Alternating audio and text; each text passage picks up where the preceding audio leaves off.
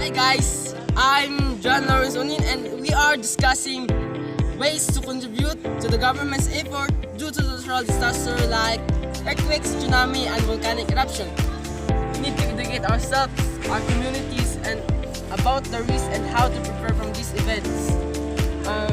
Starting by learning about this disaster and how to stay safe during them. Let's start by learning about disaster and how to prepare from them. We can organize workshops, seminars, and schools and to educate people about the disaster preparedness. We can create poster flyers that highlights those events from those doesn't know the disaster. And we should volunteer in disaster relief efforts after this event by distributing food, water, and other essential supplies of the affected area. Can also help in cleanup and rebuilding efforts. We can also lobby our national and government efforts to invest more in disaster preparedness and risk reduction.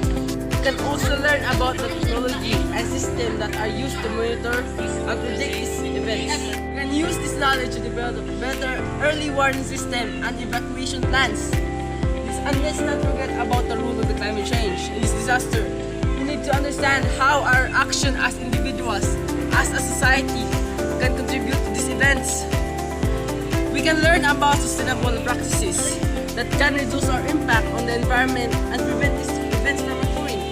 By learning this disaster and taking action of it, we can become valuable contributors to the environment efforts and risk reduction.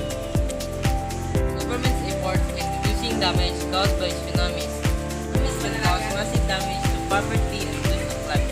It is important for individuals to contribute to government's efforts in reducing damage caused by tsunamis. There are 8 ways you can contribute to government's efforts in reducing damage caused by tsunamis. Up to date with the latest news and information about tsunamis in your area. You can use social media, website, and mobile apps to stay informed. Or 2. Make an emergency kit. Prepare an emergency kit that includes essential items like food, water, first aid supplies, and communication device. 3. Know your evacuation route. Know your evacuation route and have a plan in place in case you need to evacuate your home. 4. Build resilient infrastructure. Support the construction of resilient infrastructure that can withstand the impact of tsunamis. Number 5. Participate community drills. Participate community drills to how to respond to tsunamis and to practice emergency procedures. Number 6. Volunteer. Volunteer your time and resources to help those affected by tsunamis. You can help relief. You can help with relief, clean up, and rebuilding projects. Number 7. Donate to disaster relief funds. Donate money to the disaster relief funds that provide assistance to those affected aid. Support sustainable development. Support this sustainable development by reducing your carbon footprint. Use reusable bags, recycle, and conserve water and energy. Why do we need to contribute to government effort in reducing damage caused by tsunamis?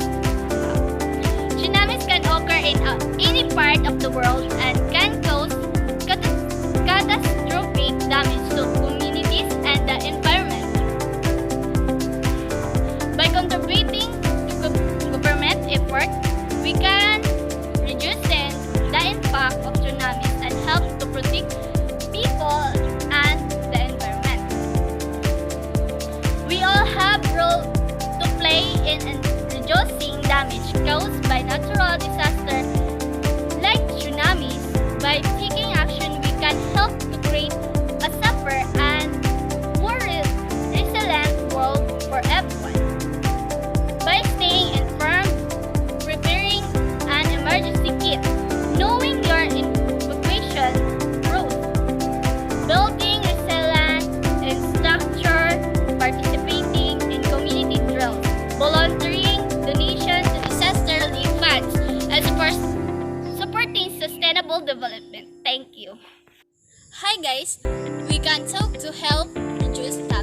from volcanic eruption. Volcanic eruption can be incredibly destructive, causing harm to both people and the environment. It's essential that we all do our part to support government efforts in preventing or reducing the damage caused this natural disaster. Number 1, stay informed. Stay informed. Number 2, develop an emergency plan. Number 3, know your evacuation route. Number 4, follow safety guidelines. Number 5, participate in community prevention activities. Number 6, volunteer your time.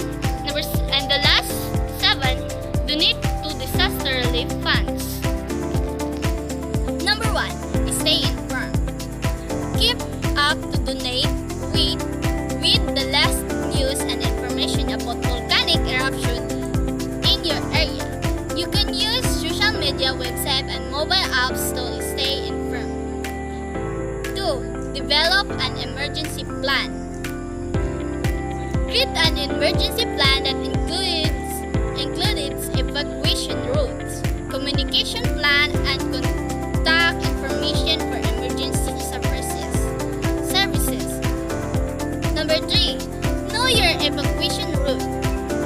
Know your evacuation route and have a plan in place in case you need to evacuate your home. Number 4, follow safety guidelines. Follow safety guidelines such as wearing a mask and staying indoors during a volcanic eruption to protect yourself and others. Number 5, participate in community preparedness activities. Participate in community preparedness activities to learn how to respond to a volcanic eruption and to practice emergency procedures. Number 6, volunteer your time. Volunteer your time and resources to help those affected by volcanic eruption. You can help with relief efforts, can clean up rebuilding efforts. Government efforts to reducing the damage due to the natural disaster. There is a fine way to complement government efforts to reducing damages to the natural disaster, like where the latest news and information about the natural disaster in your region. We can use social media, website, and mobile apps to stay informed. Number 2, make an emergency kit. Prepare emergency kit includes essential like water, food, emergency supplies, communication device. Make an emergency kit. Prepare include essential like water, food, first aid supply, communication device. Set to secure your home. Fasting accordingly. Secure your shelf, keeping a breakable object from your bed and mattress. Participate in community leader to learn how to respond to natural disaster. Practice emergency procedure. Do you think